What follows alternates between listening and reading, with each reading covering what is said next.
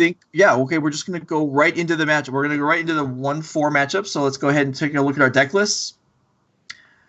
Again, this is Sneak and Show versus Temur Delver.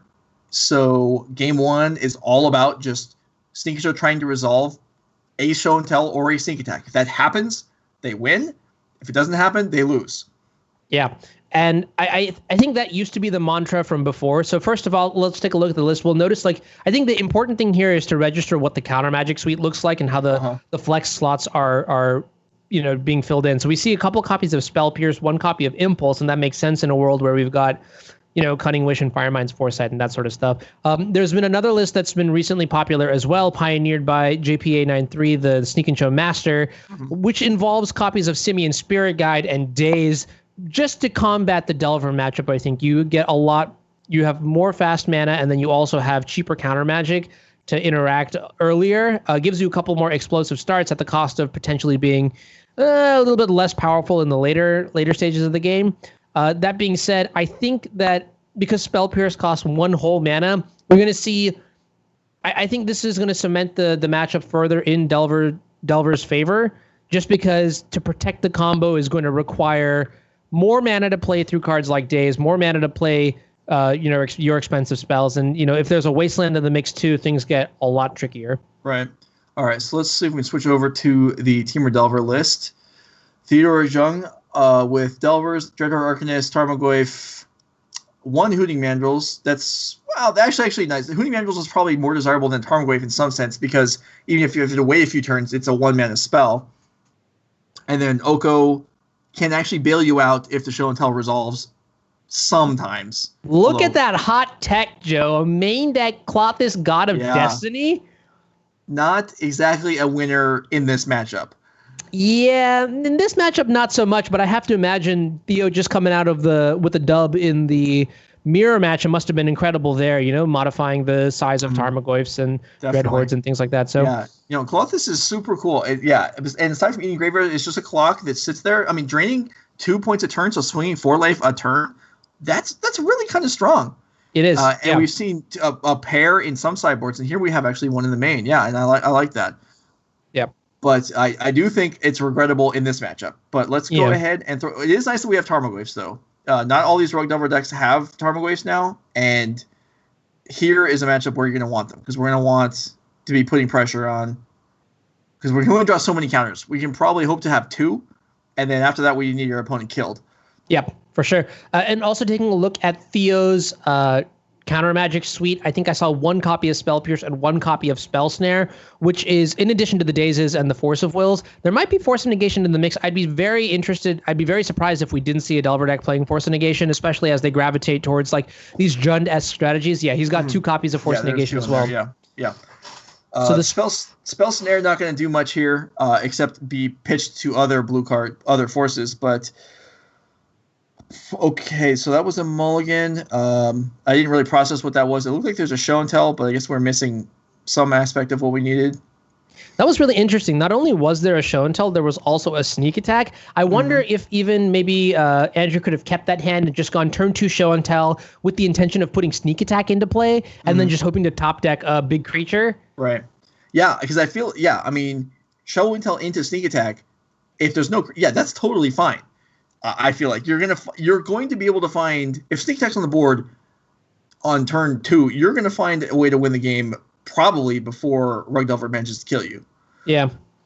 But here we have the creature and not the enabler. I would probably prefer it to be the other way around, because like you were saying, even with a show and tell that's not going to result in anything, there's no way for Theo to know that, so it's still going to have to get countered.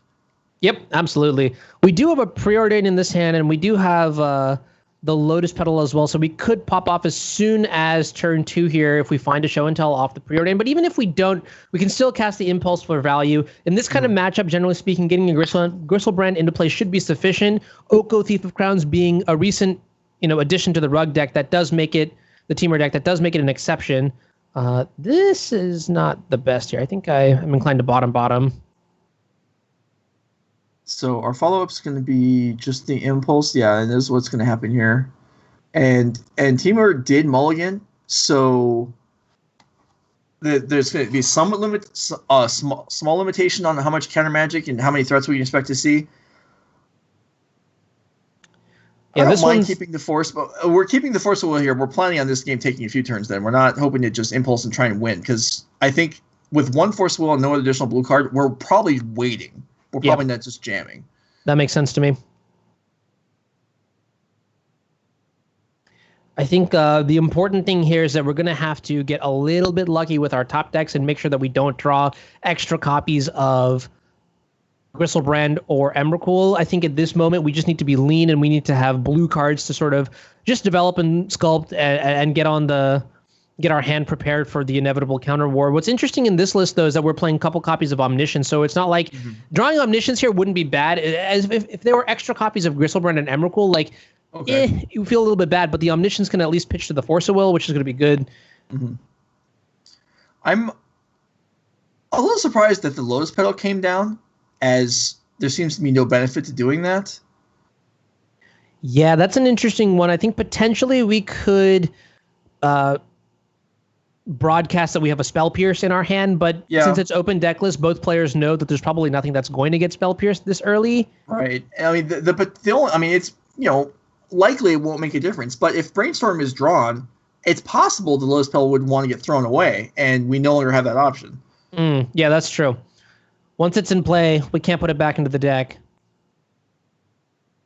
Okay, so Delver comes down. That's fine. And we're looking for, I mean, land is not terrible. We were likely going to need more land anyway. Yeah. One more land drop is another way to play around days here. Do you main phase this Impulse? Do you cast this Impulse? I think I'm casting it at some point. So if we wait, then maybe it gets... Okay, I do think we cast it main, because if it gets hit by the one-of Spell Snare that has no other target in the deck, that's going to feel terrible. That's a big feels bad for sure. So I think I maybe would fire it off. I also think there's nothing that we're likely forcing this turn in any scenario, so we don't necessarily need to have the blue card in hand. Yeah. Dreadhorde Arcanist is probably the scariest 2-drop that could come into play right now, but even then I'm not sure if we're forcing that just because we need to find extra. Yeah, and we just can't be fighting over the creatures. I think we have to be defending our combo and trying to win. Okay. This is not the best Impulse, but the Cunning Wish is probably the best of the 4 cards here. I agree. It's likely that either one of the one of the two blue cards are the only options, I feel like. And the most likely case is that either one gets pitched to Force, but Cunning Wish is at least castable on its own, whereas the Omniscience really isn't doing much. Yeah. Brainstorm is a solid pickup here for the turn. It's going to give us a little bit more selection, some fine-tuning, and, worst case scenario, we may be able to use a Cunning Wish to find Intuition and shuffle if we really need to. I don't know if it's the easiest way to go about shuffling the deck, but it's not the worst. Okay, so we do find additional mana sources, and it looks like they're going to go away there. So, yeah, no, I don't want to, belabor this too much, but... In fact, I don't think that's the right word, but I feel like I would rather have that Ancient Tomb than the Lotus Petal right now. Oh, yeah, that's true. There could be a potential line where you actually end up... I'm going to check the deck real quick just to make sure. But there could be a potential line where you look for the Through the Breach in the sideboard and use that to put Griselbrand into play. All right, so Delver on the stack, and we'll wait and see what happens here on Theo's side. This is interesting. What this likely says to me is that with the pause is that it's not going to flip, but it is a card that we potentially want. So it could be a Wasteland that we're maybe hedging that will be good at some point, or something like a Dreadhorde Arcanist.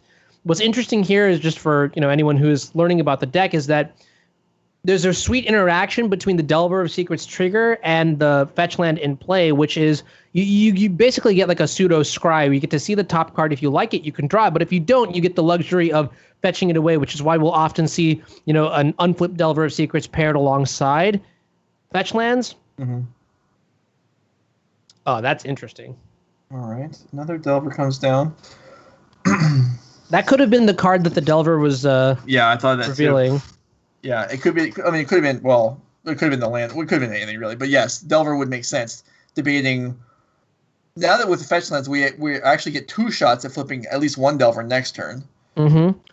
And this is kind of interesting, too, because the Delver seems like a slam dunk draw in most situations, right? If it flips, we get to just deal an obnoxious amount of damage. But why would Theo potentially not want to draw it if that was the top card, right? That might tell you that his hand is a little bit light on interaction, or that the interaction he had was falling off. So it could be like a Daze, a Spell Pierce, something like that. Sure. So this turn, we have Hardcast Force sort of available, and the first Delver does not flip. But yeah, like you were saying a minute ago, we're probably going to see Cunning Wish for Intuition for Show and Tell, which takes a while to set up. It does, yeah. And there, 1 Delver flips, and really just the 1 by itself. So we're attacking for 4 this turn, and then Wish, and then attack for 4, and then Intuition, and then 4, and Show and Tell. So I'd be surprised if the Delver doesn't flip next turn, right? Like, with the Ponder, it's almost guaranteed. Yeah, right. It definitely drastically increases the chances of it flipping. Yeah. So I think that Sneaky Show will get a turn if we have to go through this whole chain. And it won't die before it gets attempted, but the odds of it actually resolving don't seem particularly high. Yeah. So 4, 6. Wow, we're playing a tropical island too. That must mean. I wonder what that means. Okay, Dreadhorde is also pretty terrifying because not only does it make this Ponder supercharged, but if there's a Lightning Bolt too, we could be dead as soon as next turn. Yeah, that's true. But I don't think there's anything we can do. We could. What kind of sweepers do we have? We don't have a 3-mana sweeper, right? It's just Pyroclasm and. There's Kozilek's Return, which will clean up the Delvers. Yeah, it's only 2 damage also.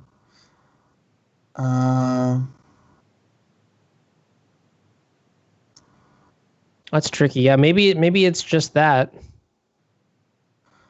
Yeah. That's the choice. This makes that Dreadhorde Arcanist. Because Dreadhorde Arcanist didn't seem like a huge problem because the game needed to end before it could matter. Now that's no longer the case. Yeah. Now it definitely can matter. And I think in this situation, I'm a huge fan of main phasing the Kozilek's Return. I agree. Just so that we can stop the Delver trigger from, giving Theo more information on the next draw step. So yeah.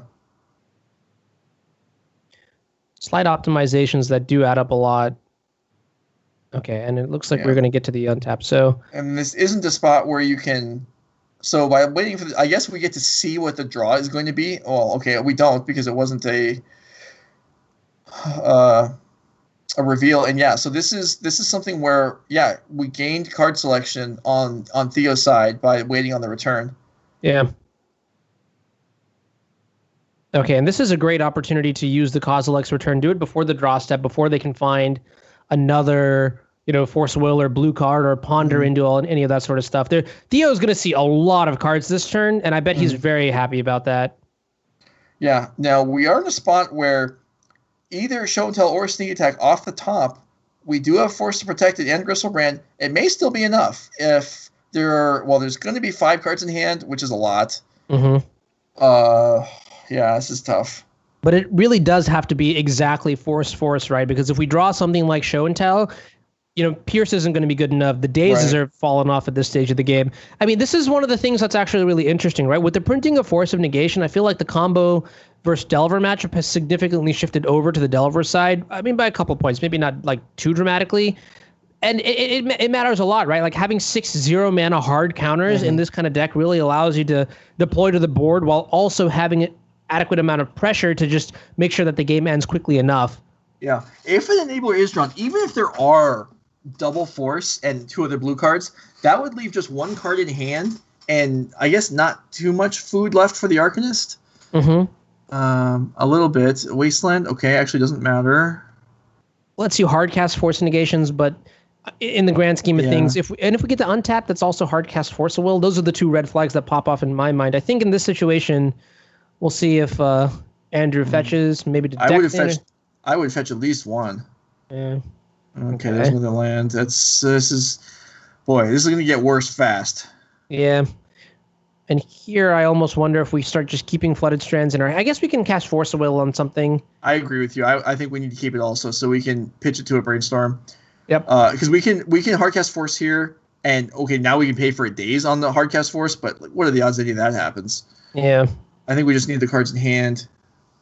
And the other interesting observation is that, like, look at the Wasteland in play, right? If we count the number of basics that are in the deck, actually, I think Andrew doesn't have enough basics to fetch up with all these. He's got 3 islands and 1 mountain, 2 of which are in play. So, that just means that the Wasteland's likely to connect. And I actually don't think that matters, because taking our opponent off of having 5 untapped mana or 3 the previous turn, I don't think is a bad thing. Mm-hmm. Yeah, but this is... Yeah, this is just... I mean, this is a 2nd or 3rd spell off Arcanist, and that's just hard to overcome.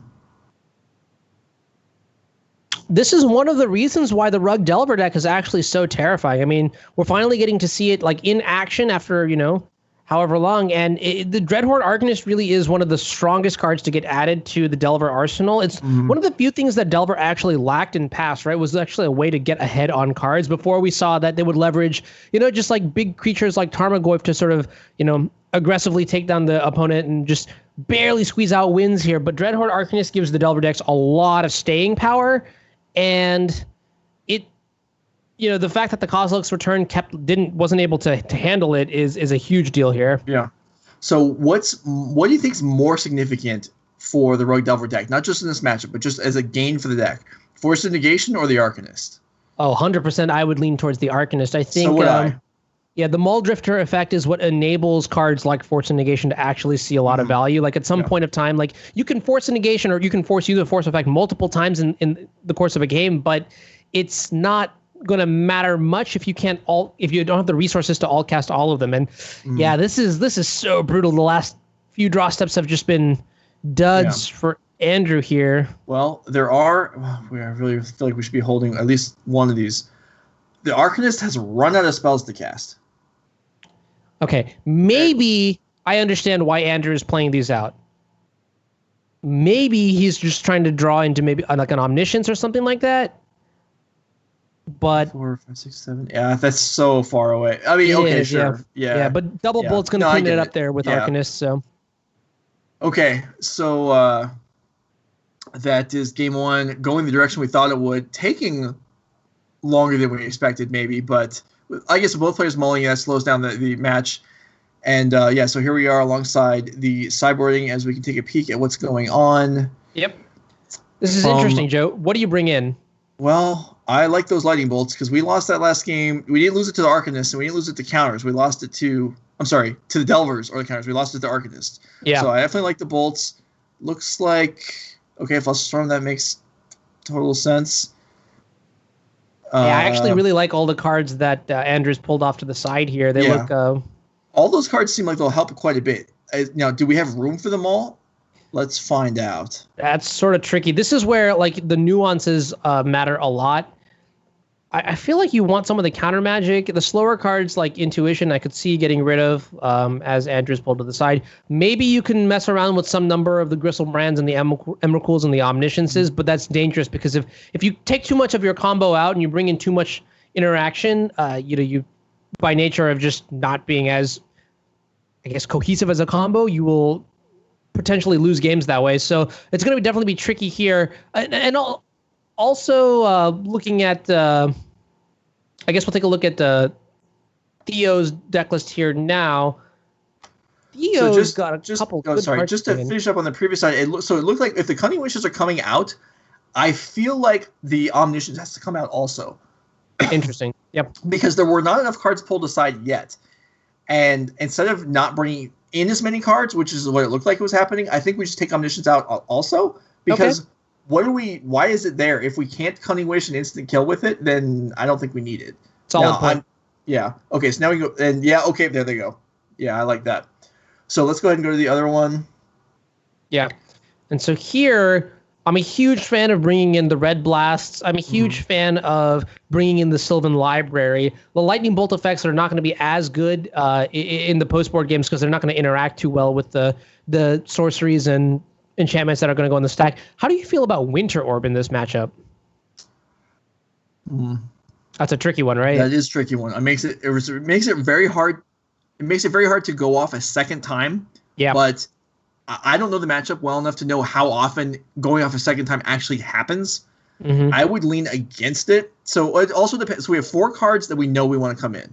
3 Blasts and Sylvan Library. If we feel like we have 6 cards that can come out, okay, sure, bring them in. All right, so let's go ahead and head back to the match. If you want to take out, all the bolts, and although I don't think you really necessarily want to do that, but if you did, do you have more cards on top of that you want to bring out aside from that spell snare? Which potentially the spell snare is what I was thinking. It's a matter of interest. You could even I don't know how I feel about cutting the Tarmogoyf necessarily for Winter Orb. I mean, they're both attacking in very Tarmogoyf goes for the life total. Winter Orb attacks in a much more toxic way, just stops them from playing Magic altogether. So I could see maybe 2 mana for 2 mana, but here we have an excellent opener from Andrew. Potential turn 2 show and tell with Gristlebrand and Spell Pierce too. You fire off that Brainstorm on end step, right? I don't know that I do, because I'm not sure that I want to jam the show and tell on turn 2 when I already have Spell Pierce and another land in hand. Okay. You definitely could. We're enabling our opponent to have mana for Spell Pierce the same as we're getting it open ourselves. So maybe that's not great. True. And with show and tell being the only enabler in our hand too, just losing it seems pretty rough. I guess Brainstorm could be a correctional, okay, if the show and tell fails, or if we need to develop our mana or, develop in one way or the other, then we can use the Brainstorm. Then it'll help us find backup. It'll help us find this. Volcanic Island. Whoa. Okay. Ooh. Well, that makes our decision very. If we do not draw the Boseiju there, if it's a random card I guess the Force of Will, then you show and tell. Otherwise, I don't think I would. I'm not even sure I would in that case. But okay, Boseiju has to get played and gets immediately beaten up. So this doesn't actually change anything. It's exciting to draw the Boseiju, but really this just prolongs the game a turn. And if there's no threat from the Delver side, okay, there is. So that probably came off the top, or were they holding a counter? That's the interesting question, right? Lotus Petal would be a great draw here. Sorry. No, you're fine. Yeah, that's a really good question. I have to wonder, why did he not play it last turn versus now? And, the first obvious explanation is that he didn't have it, but I don't know. Do you go for it here? This is risky. This is where the tension is. I do not. I have too much going on here. I would play the island, probably main phase the Brainstorm, and then see where I'm at. Okay. I feel like we could... yes, we could win the game this turn, but we could also lose the game this turn very easily. Yeah. And I want to... My curve, my development is good enough that I'm willing to wait. We get to see what the Delver has on top. And it looks like Andrew's going to agree with you here. He did hover over the Ancient Tomb briefly, evaluating the I win percentage of the deck versus the let's play it slow and steady. Our opponent's deck is all about interacting here. The Delver doesn't flip, which is a pretty good sign. Yeah, that's definitely helpful. The comment in chat saying that, they could have passed on turn 1 holding the Delver to represent Spell Pierce. I would disregard that, because turn 2 was identical to turn 1 after we went Boseiju Wasteland. Other than that, nothing has changed. So I think if you held up Spell Pierce initially, you would hold it up again. Yeah. Here we'll see Brainstorm, I have to imagine, and we don't, and I have to say I don't understand that. Yeah, this one is interesting. But either way, it looks like we are going to actually just fire off the show and tell here, which makes total sense. We've got Spell Pierce backup. We can pay through days. This is as good as it gets for firing this card off. Our opponent is tapped out, so they have to have exactly Force of Will. I have to say, I really just like not brainstorming at the end step. Yeah. Ooh, and that's a terrifying sign. Force of Negation pitching Force of Will. Terrifying for Theo, because why would you pitch Force of Will? Do we have a daze here potentially? There it is. Yeah. Okay, so there's 2 cards left. Who's likely to win this game probably depends on whether there's a cantrip for the Arcanist here. Yep, absolutely. There's at least a tropical island in Theo's hand, and there's going to be one more card here. The Delver still does not flip. Misty Rainforest coming in. That was probably the top deck that turn, but better that and play than Tropical Island. Again, leveraging that pseudo scry ability. No cantrips. Okay, another Delver. So this Brainstorm is likely very, very live to try and hit the... not that. Yeah. It's Emrakul. And what do we have? We have... Okay. Pyroclasm. Okay. Well, that's... I mean, if we're not going to hit a win, then this is at least something. Yeah. I think we have to put away one of the creatures here. I like putting back the Emrakul. I think just the exposure to Wasteland in this situation potentially, like, yes, if we draw into Sneak Attack, we'll have Emrakul and Gristlebrand to put into play in the same turn. But I think realistically what's going to happen is the Sneak Attack into Gristlebrand will be good enough, and that if they play Wasteland, we want to have some live top decks here. Yeah, and if the Pyroclasm resolves, which it almost actually it has to, it can't get countered. It can't get countered if we Ancient. Let's see, what's all. I guess a Flusterstorm could counter it if we cast it off the basics. Oh, well, we know there's a Tropical Island in the hand from the days, so this is a pretty free. Oh, you're right. Okay, Pyroclasm. Free. Yeah. All right, then we don't have to. What we're gonna worry about Oko coming off the top. Ooh, that's a lot to pay for. Okay, I mean, I understand the reasoning. Yep. And like the clock for Dreadhorde isn't going to be necessarily as fast simply because, there are no more bolts or there are fewer bolts. So like I don't think we need to be as afraid of that. So it does make sense here. Just hold up the Spell Pierce. That's not something I personally would have done, but not because I disagree with it, but because I would not have made the conscious decision there. So Oko does certainly matter quite a bit here as the creatures will get picked off. And if we actually,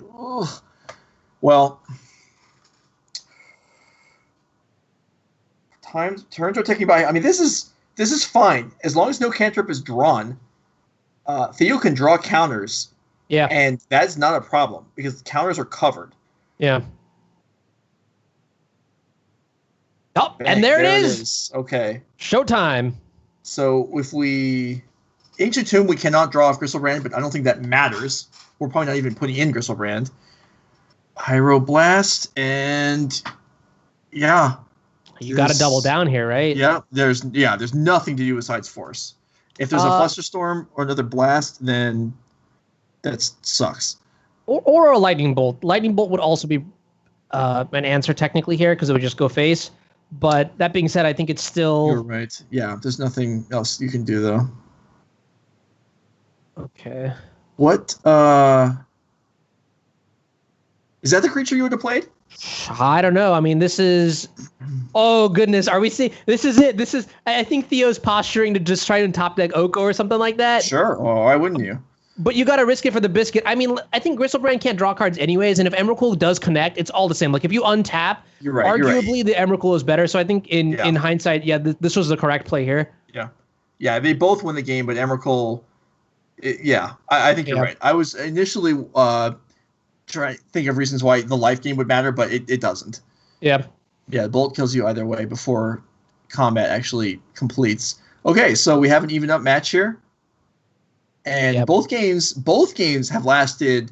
Okay, so both games lasted a while. We did have this scenario that I questioned how likely it was to happen, which was we went for the combo, it got blown up, and we eventually went for it again, and it worked. Yeah. And that's kind of what I was alluding to earlier, which is like one of the ways that Sneak and Show can win this matchup is if we do play a slower, quote, grindier game, which is going to happen because of the nature of sideboarding, right? They're going to have more answers to our proactive combo. So we just have to grind through it. There's just no ifs, ands, or buts about it. We'll have to draw multiple ways to get a fatty into play, and that's what happened. We saw it. So yeah. Okay, so this opening here, we have double Emrakul and no Brainstorm, that's not great, but I'm not sure I'd mulligan this hand anyway. Yeah, Lightning Bolt is pretty good at diffusing the tension, and the Ponders are also pretty strong here. The issue is that Delta and Misty Rainforest can't find Mountain. Right. So, okay. Ooh, and that's... Okay. All right. This is as good as it gets on 5. This is, I mean, if we can ponder, do we want to dump the land or... I don't like that. No, neither do I. I would have preferred to keep the land because at this point, what we're hoping for is if there's no wasteland and we can draw a creature, then we're good on turn 3. We now made it slightly more difficult on ourselves because, okay, so this kind of scenario comes up in different decks when you have cantrips and you're deciding what you're looking for.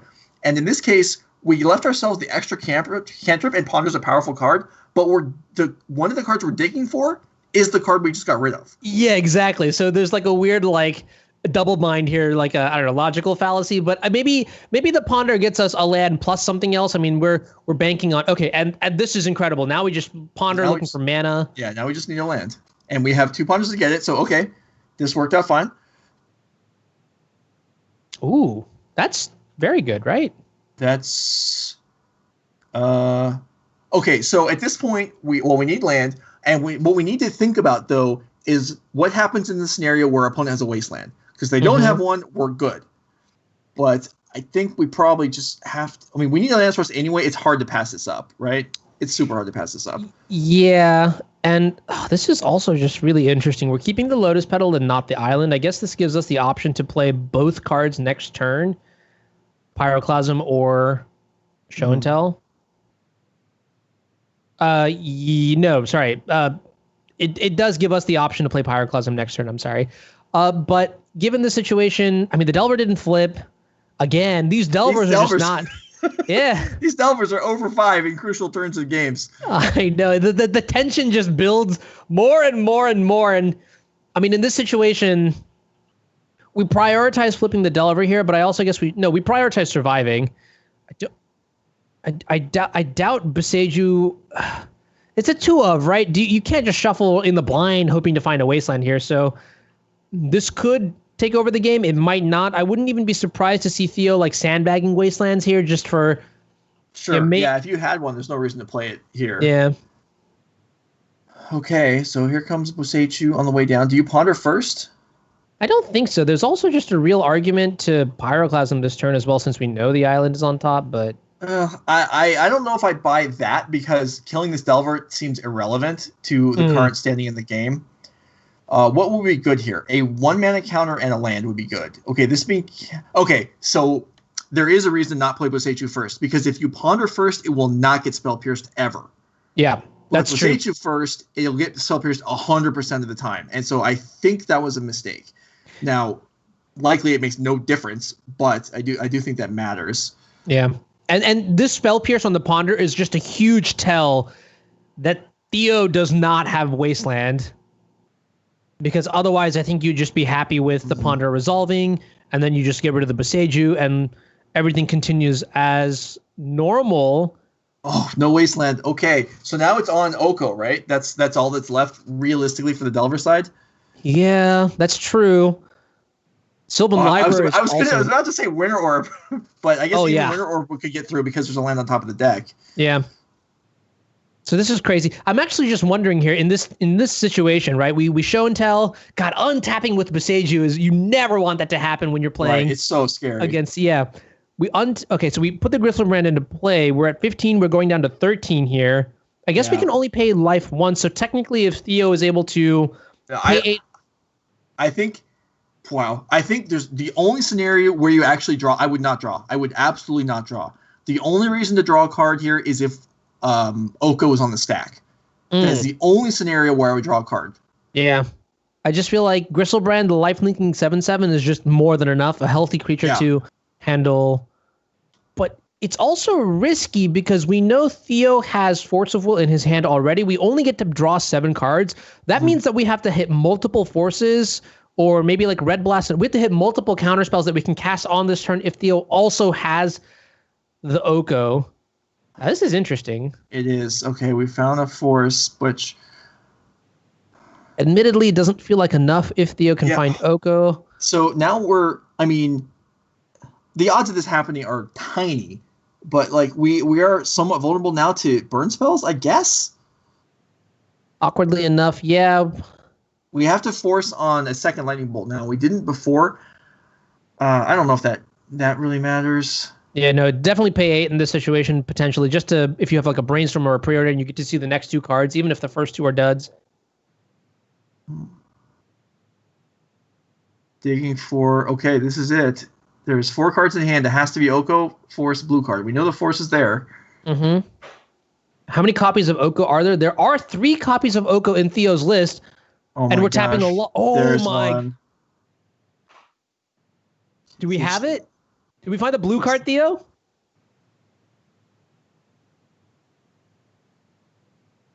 Tense. Oh, this is it. This is the whole thing right here. and he's not instantly paying life here, so I have to. That doesn't. Oh my gosh! Oh, that's so brutal. Great. That's so crazy. We found the answer. If that had resolved, the Gristle gets turned into an elk. Delver attacks for 3, and Bosechu is not able to be used for the rest of the game. Yeah. I mean, sure, we can ponder it here or whatever, but let's just go ahead and attack, and then I suppose you kill the Delver. There's no reason not. I mean, you don't want to take the damage back. It doesn't cost you anything. Yeah, it's true. Probably definitely just lead with an attack here. I guess, yeah, and the next thing that we need to not do is pay life again. That's then we enter like very, very... Yeah, because, well, let's see. We attack, and then Theo goes to 3. I guess Oko still is online? No, there's no Oko in hand. We know that because it's a blue card. So... Okay. I guess Sylvan Library could find another one. We definitely... Oh, boy. Yeah, and I kind of like Pyroclasming first so that the Delver can't block and allow Sylvan Library to get another card. Or 2 cards, actually. These are all, I don't know, things that I'm kind of guessing at as we watch the game play out. I'm not experienced with the matchup, but that seems like something that would be on my mind. Yeah. So Theo actually just recently started streaming, so he's got his end of the game going on. I can tell you right now, he does not look too happy. I mean, but not many people would with this Griselbrand, facing down a 7/7 Griselbrand.